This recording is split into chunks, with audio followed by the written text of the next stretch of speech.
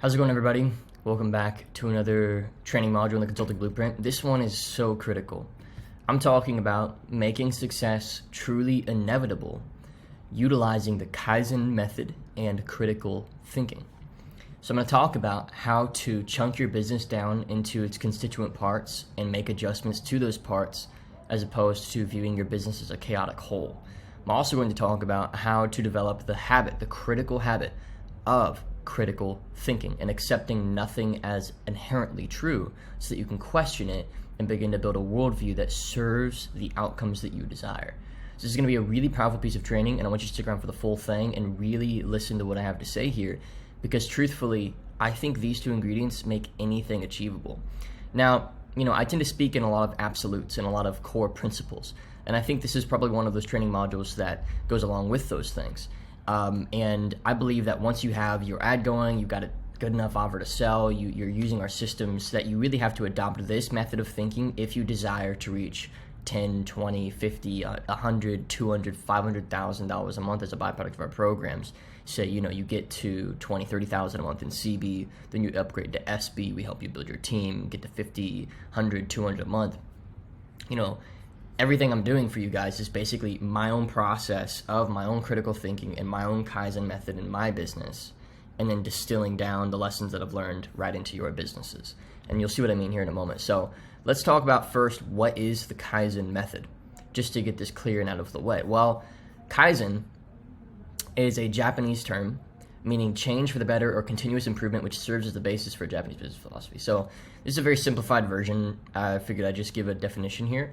The core concept behind Kaizen, if I were to write it in my own sort of language that I've observed, is like steady, continuous 1 to 3% improvements over time on key components of a given business, okay? And so actually the Kaizen method was adopted by Toyota Motors, which applied it to create, not just the cheapest cars available, but the easiest to manufacture, the most reliable, and the most consumer-friendly cars. So these were the components, the cheap component, the manufacturable component, the reliability component, and the consumer-friendly component, as well as the aesthetic component, which not all their cars look the best, but some really do look pretty good, as well as just the overall enjoyability of the driving experience. All these little things, they chunked them down and created pieces, and over time, since their founding in the mid-1900s, have created a slightly better car every year. Okay, and this is why they continue to really dominate a lot of the consumer car market. And you can apply this system of thinking to your business today, and I'm going to show you how to. And for people who are beneath $100,000 a month in their coaching business right now, I'm telling you, anybody, I genuinely mean literally anybody, can get to $100,000 a month in sales using the Kaizen method of thinking in the next 12 months by making steady and marked 5 to 15% improvements month on month compounded. And it's not hard to do. So the Kaizen method is, and I'll show a visual of this in a second, first accepting the reality that good things take time, but often not as much time as you may think. Okay, so when I say time, I don't mean 10 years. I mean, a lot of people want things this week, or really emotionally and subliminally, we're thinking today. We want it today. Just stop with that thinking and think in at least 3 to 12 month time frames. You can do a lot in 3 months. You can do a lot in a month. You can do a ton in even a week, but most of our brains are wired because of short form content. Our dopamine systems are completely whacked. We can't even think further than a couple hours, a lot of us. And so because of that, we can't accept that things will take even just a year, right? But not as much time as you may think. A year's not that long. A year's going to go by quick, okay? Second, isolating the components of a system so that you can zero in on them, as opposed to viewing your business as a chaotic whole, which is impossible to manage or measure. This is huge, and I'll show you what the components of a coaching business are here in a second, and I'll demonstrate all these things to you as we go along. Then it's measuring the components individually to establish a baseline of their current performance, okay? And I would actually probably make the fourth, not hypothesizing improvements, but the fourth is actually measuring those baselines against where they have to be in order to reach your desired outcome. Then the fifth would be hypothesizing improvements, and the sixth would be testing Fourth would be hypothesizing and testing. Sixth would be implementing any positive change permanently and rejecting any negative change permanently. So here's a quick visual for this. You get a whole view of the business. You identify its components. You measure the components. Identify the leaks. The difference between the margin of kind of your goal, right, and where things are now, your current versus your desired. What's the margin between those two, right? This right here would be the margin. So identify those leaks, okay? Hypothesize the changes needed. So you would hop on a group call, or you would ask the community, or you'd revert back to the course material. Test the changes in the real world. See how they do for 24, 48, 72 hours, a week, a month, a quarter, a year. Implement those changes or don't, depending on if they worked or not, or they did. And then you get a whole view again once you've decided whether you're going to implement or not. So you're always kind of zooming out, seeing the whole, and then zooming into little pieces, seeing that little piece, fixing it, zooming back out, getting a hole, finding a leak, zooming in, fixing it, zooming out, getting the hole, finding a leak, fixing it. That's Kaizen. And this is opposed to chaotic thinking and acting. So Kaizen thinking and acting is very marked and measured, and it's very simple. It's actually a very peaceful way to live. Like, success is so inevitable when you just accept this process I just shared with you. But we're going to actively deny chaotic thinking and acting. This is the opposite directly of this. This is how a lot of students come into my program. This is how you may be right now.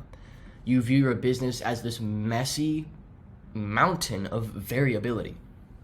There's no clarity. You haven't learned from experience that your business actually is a set of pieces. Okay, and those pieces can individually be sharpened, right?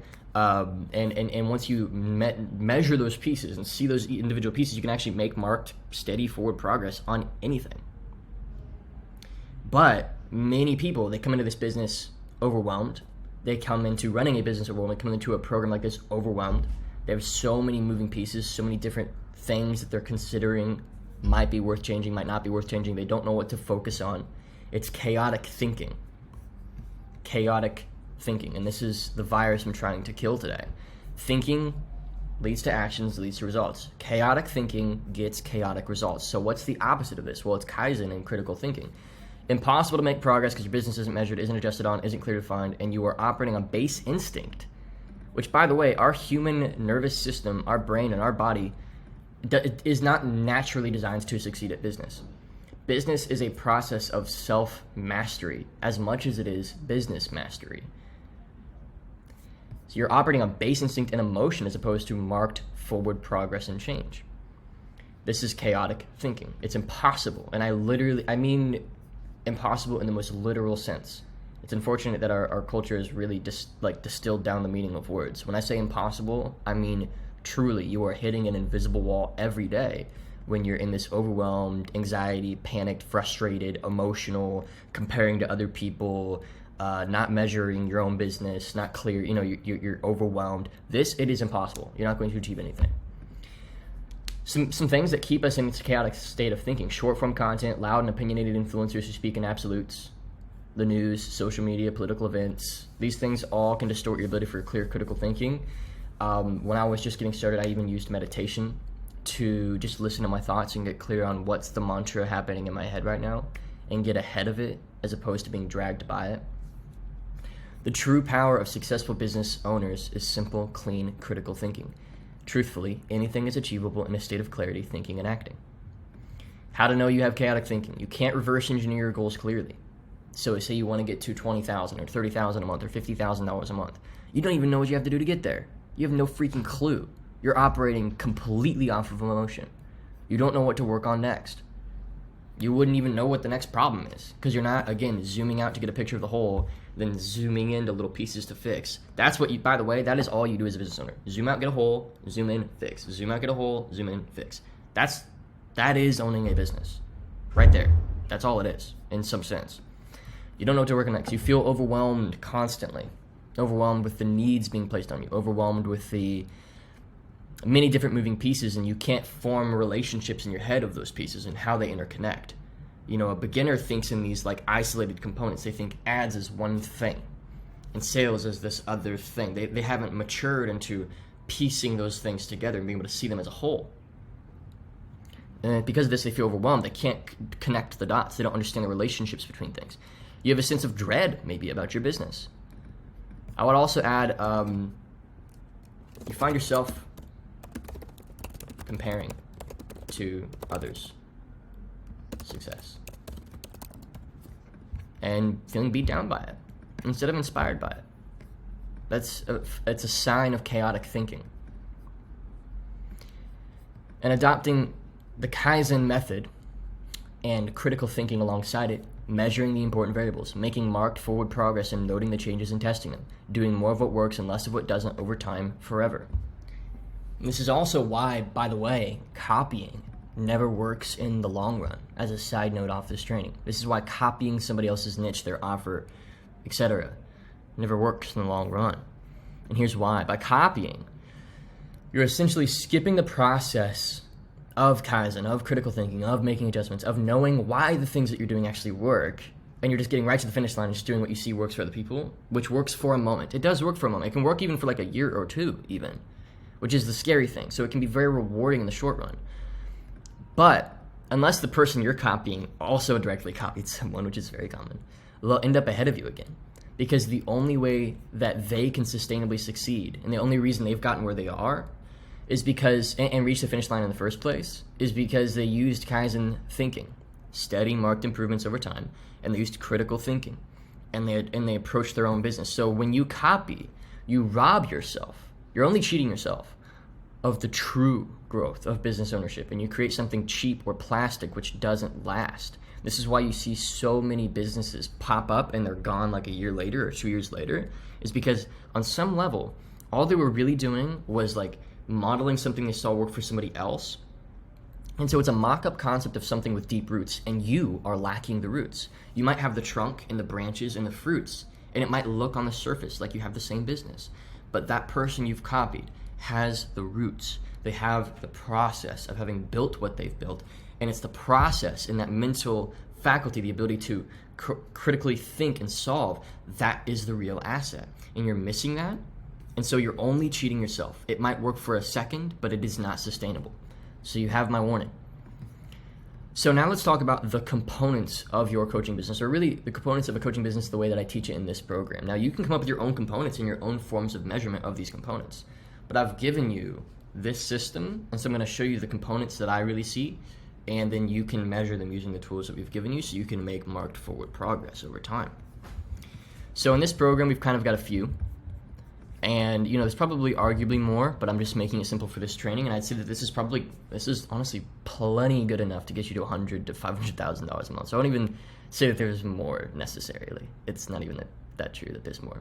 You've got the ad and its performance, its cost per follow, its engagement, the sorts of leads it's sending you. You've got your setting and your setting strategy. How many meetings do you book out of, say, 10 conversations? You get your sales, what's your closing rate? You've got your offer, which is like the price tag and how much time you spend in delivery, how much time commitment you're making per sale. The less time commitment per sale, the more you can scale. You've got delivery. How good are you with your Magic 3 and driving the outcome? How refined is your CST? Have you refined it much at all? Do you have a good conveyor belt for helping people succeed? And then probably as another variable, you've got your mindset. So if you've got a chaotic mindset, all of these things are living in a state of chaos. And because they're living in a state of chaos, they're not making marked improvements. I'm telling you, 3 months of just measuring your business will change your life if you've never done this before. But then if you've got a mindset of abundance and clarity, these things just kind of fall in line because you're making measured and marked, progress. So I'll just kind of draw out some examples here just real quick. So like, for example, with the ad right here, let's say right now you have an ad that is doing, a $3 cost per follow. Okay, fair enough. Actually, let me go ahead and pause this recording and move to another format.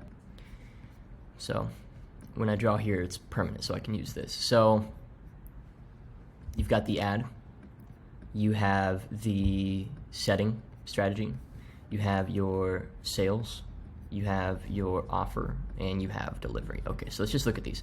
So kind of as a thought experiment, how do you double a business? Like, how do you take a business from a certain baseline and 100% increase that baseline? Well, you don't do any major action. There's no one big thing you do. What you do is you drill in on the ad level first. You look at it. Let's say you're getting a $3 cost per follow. $3 cost per follow.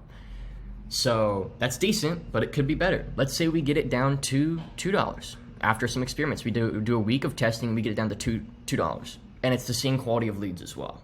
So same quality of leads, just better copywriting maybe, or better images or something. Just small changes that make it better. Well, what we've done is we didn't get our cost per follower from 3 down to 2.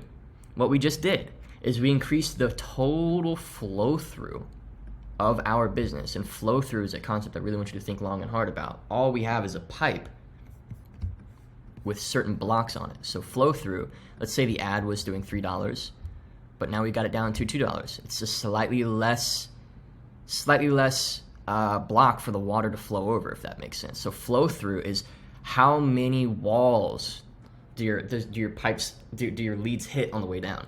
How many points do they lose energy at? Right? The fewer points they lose energy at, the more flow through our business has. So we didn't just get it from 3 down to 2. What we did was we increased the total flow through of our business by 33%. And I'm sure this makes sense. So by getting it from 3 down to 2, we've increased our total business by 33%. So we aren't even looking at setting or sales or the offer or anything yet. And honestly, those things are probably way more important than the ad. A working ad is just like baseline. If you're in this program, you should have a working ad. It's not hard. Read Great Leads, like I talk about all the time, that book, Great Leads, and script them following the way we script them. You'll have a working ad. So let's say we get from 3 down to 2. Okay, that's a 33% increase. So we'll sort of keep a tally up top here of the increases. Let's look at our setting. So let's say we were setting 1 out of 15 meetings, but we got it down to 1 out of 10. Well, that would again be a 33% increase, I believe. And I'm pretty sure my math is good here. And if it's not good, you still get the idea where I'm going. So now we're at a 66% increase with 2 changes to our business. So you've already almost doubled it just by making our ad work a little bit better and making our setting work a little bit better. And with setting, let's say we went from asking one set of questions and we changed the set of questions. And we went from having like a 10-minute speed to lead, we weren't really on top of things, to 30-second speed to lead. We're right on top of things, which, by the way, that would have way more of an effect than 1 to 15 to 1 to 10. That would have like 1 to 15 to 1 to 5. Being really on top of your leads is massive. But okay, so we just made a 33%. So now we're at a total of 66% increase. So this is nearly double. So even if your sales aren't the best, even if your offer isn't the best, you've 66% increased your odds of success by isolating variables and working on them piece by piece. Again, this is Kaizen. This is critical thinking. But most people, they just don't do this. So this is why they're stuck. If you're not succeeding in this program, it's because you're not doing this.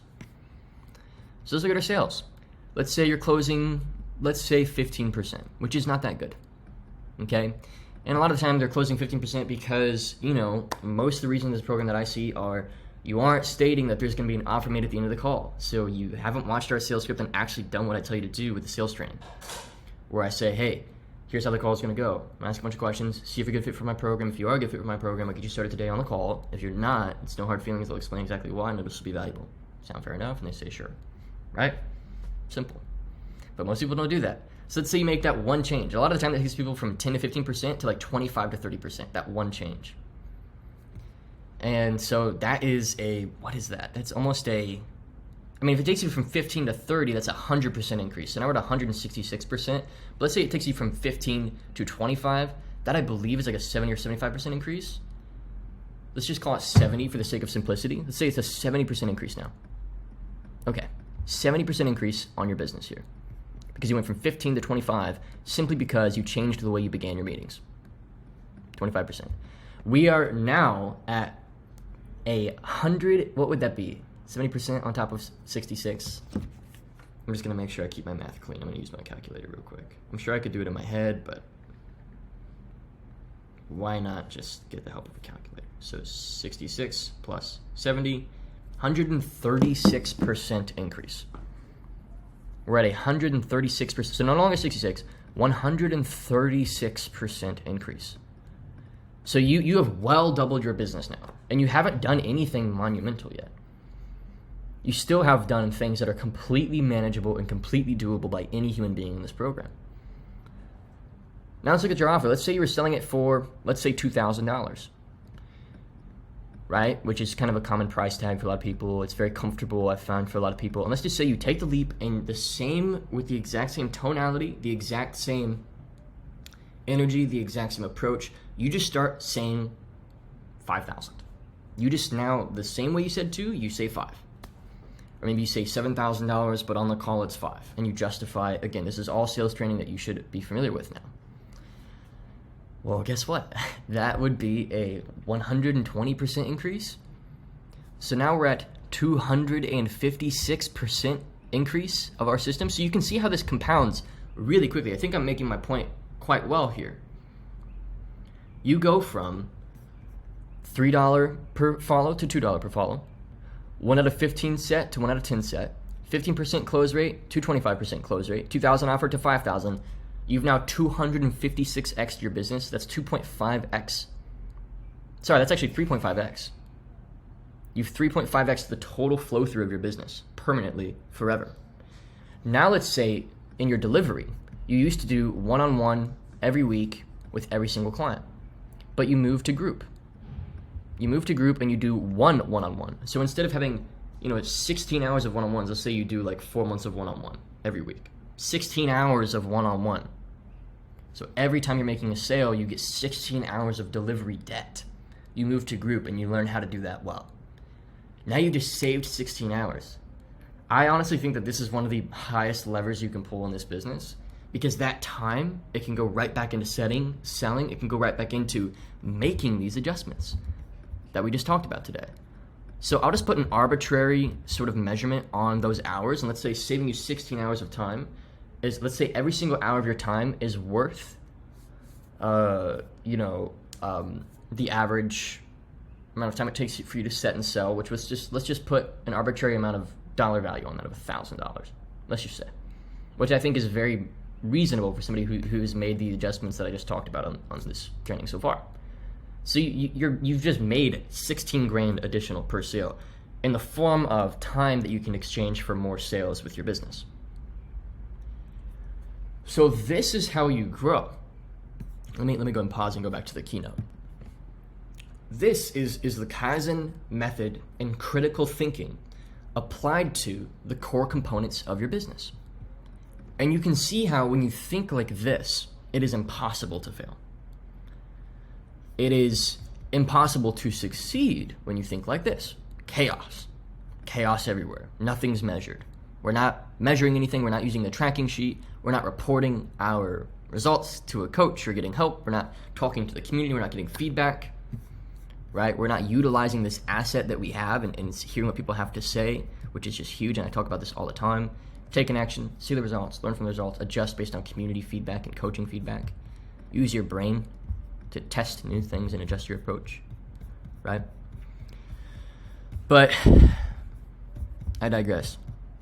I hope you can see what I mean when I'm talking about the Kaizen method and critical thinking, okay? So that's sort of how to create compounded growth through Kaizen and critical thinking. That's how. Okay, and once you do all the things I just talked about with that little more, just drawing up the whiteboard and making percentage adjustments to each variable, then you just increase the ads. Just increase the spend. Build the platform. We could chunk even further down. We could chunk down to the content you put up, the timing of your stories. We could chunk down to the word you have people message you in your call to actions, what you ask on your polls on your stories. We could chunk even further down. So you can see there's unlimited, truly unlimited room to improve. And that should excite you, not overwhelm you. It should excite you. Because again, what we're doing is we're, getting a whole view, seeing the whole, zooming into one thing, improving it as much as we can, given the current context of the other variables and how they interact with it.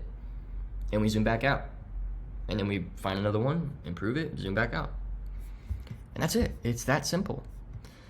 Okay, let me move on to creating compounded growth through Kaizen and critical thinking. So let me kind of make a final note here on critical thinking. So a lot of the A lot of my ability to so confidently say that these adjustments are easily made is because I've applied my own worldview and my own paradigm to this business. And in some senses, what you've paid all this money for is my paradigm and my worldview so that you can enact it in your own business as well as my strategies. And so I want to show you how to adopt your own worldview and your own paradigm that will benefit your business because, again, as we've established, your thinking creates your actions create results. Your thinking is a byproduct of your worldview and your paradigm. So here's how most people think, which is just kind of silly when you begin to think about it.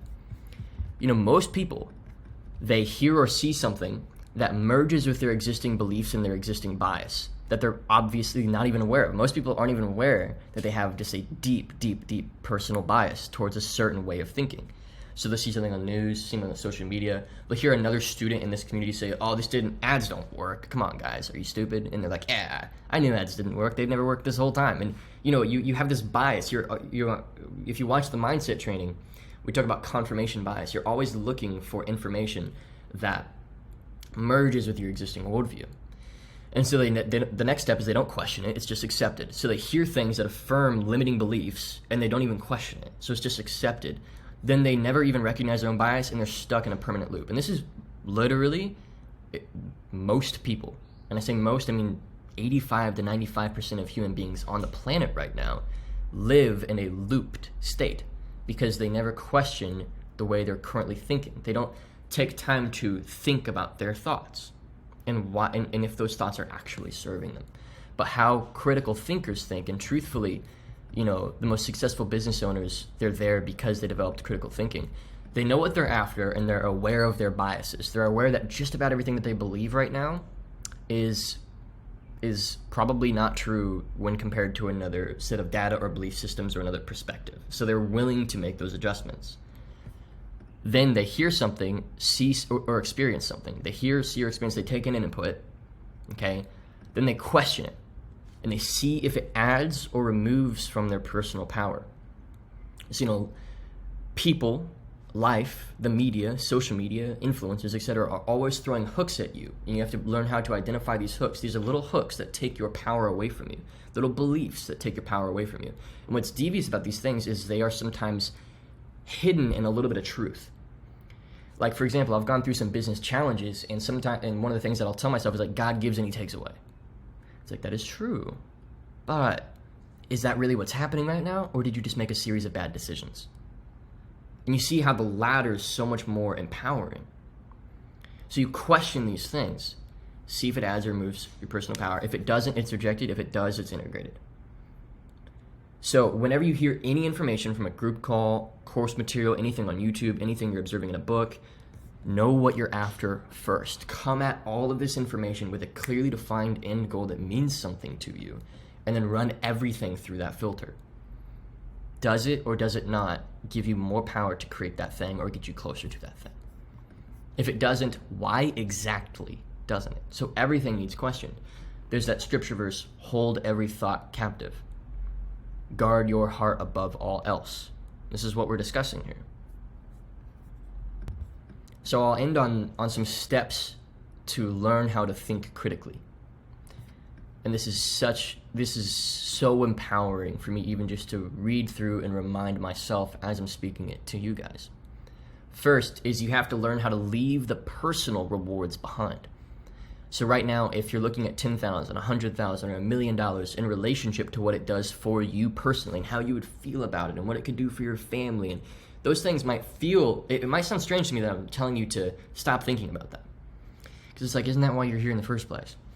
But the truth is, when you do that, it clouds your judgment because your nervous system gets involved, your primal brain gets involved, fear gets involved, comparison gets involved, envy gets involved. These forces that are innately human get involved, and they can taint your thinking entirely. So I'll read just what the screen says. Leave the personal rewards behind. Forget about $10,000, $100,000, or $1 million in relationship to who you are now or what it would do for you. Think about it as an objective output of a system. Otherwise, emotions cloud you. So you can think about $100,000, for example, as just simply, that is just the byproduct of a system doing its thing. It would be the same as getting really, really, really excited when your car starts to move. It's like, yeah, the car was built to move. Of course it's going to move when you put your foot on the gas. Why are you so freaked out right now? And when you get there in your head, it makes it much easier to think critically. You know, car mechanics don't have emotional attachments to the speed of their car. They just work on the engine. Maybe they have some emotional attachment. Maybe they enjoy it. But you get what I mean. It's not life or death for them. They on some primal level know that it's just a car, and that makes their willingness to make adjustments to the engine very simple. It's just like, this little bolt's loose, screw that in. We should probably change this little hinge here. I don't know much about cars, but you get what I mean. The second step to thinking critically is accept nothing as true inherently. So be careful what you see as true, quote unquote. Everything needs to be subject to questioning. Everything your parents say, your friends say, even people who love you and care about you, what they say, it can sound a little stark or dire, but it's truthfully not. It's a very healthy way of viewing the world. Be very weary of what you allow in, quote unquote, like what you let into your brain and into your heart and what you believe, and to influence your paradigm. Because what you accept is true, you always act out. Unless you get ahead of this, it will rule you and you'll be powerless. A few more things. Then, once you've done the previous two, everything you see or hear, simply ask, does this serve my end outcome? And does this give me more power to create the outcomes I'm after? If yes, integrate it. If no, reject it. And it might take you some time to sort things through. It's probably not an immediate thing. When you hear something, you probably have to think about things that you hear. You know, people follow big influencers, and they assume that those influencers are saying things in their favor, but the scary reality is most influencers, they're in it for themselves. And what they're telling you on some level they might be just saying it just to get you to believe in them more, so that you buy their stuff more, so that you whatever. You just have to be aware of the power dynamics of what's happening. Next is, there's no such thing as base truth in the outer world. Or there is such thing as base truth in the outer world, like laws of physics, etc. But in our inner world, in our belief system, everything should be subject to questioning. There are no givens. Like a common one that I hear is, my market can't afford this. Very common beginner false belief BS. My market can't afford this. There's no way they'd pay that. What you're really saying is you wouldn't pay that. That's what you're really saying. Or what you're really saying is you've heard it from a couple people that they wouldn't. But what's interesting is, you know, we talk about in the mindset training the mirror principle. And if you believe somebody wouldn't buy it, then they're definitely not going to, because you're the leader in that situation. And how the leader thinks, the followers think. So one of these lines of thinking leads to a dead and decrepit garden with no fruit to show. There's no color, there's no beauty, there's nothing of use here. It's all dead weed and trash. The other method of thinking over time leads to a beautiful, luscious life and garden, and I'm sure you can tell the difference between the two forms of thinking and which one creates which. So I hope that this has been a valuable training for you. This has been making success truly inevitable using the Kaizen method and critical thinking. And I hope you've enjoyed. You know, this has been a thought on my mind for a long time to make a piece of training like this, and I really want you to take the time to think through what I've said today, listen to it through a couple times. When you find your mind not serving your business, when you find success being something that feels out of reach again, when you find the financial rewards that you desire being something that you don't deserve, or it's out of reach, or it's impossible, or come back to this training. Come back and remember that it is a deeply objective thing, and you're personalizing it too deeply, and you must keep it objective. Thanks for watching. Hope you've enjoyed, and I'll see you all later.